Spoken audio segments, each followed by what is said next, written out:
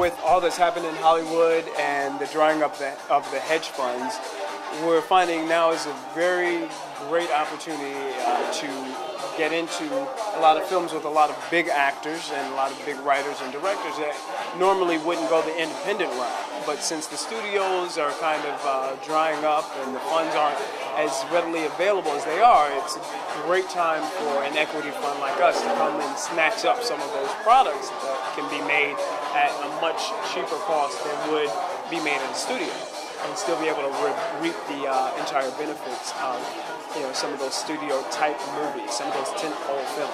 We have one film with there. A thriller? Yes, a supernatural thriller, very good, called The Inheritance.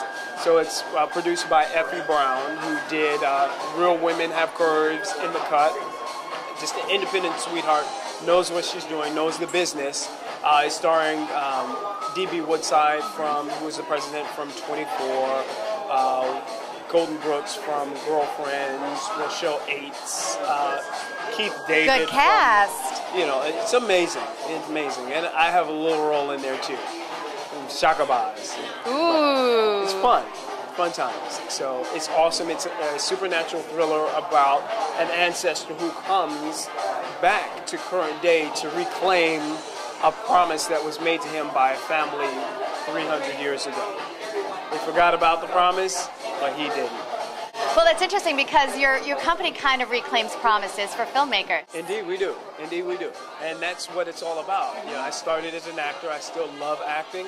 But for, an actor, you don't want to be subject to waiting for the next job. You want to create possibilities and create opportunities, because what happens sometimes, some of the greatest stories are never told.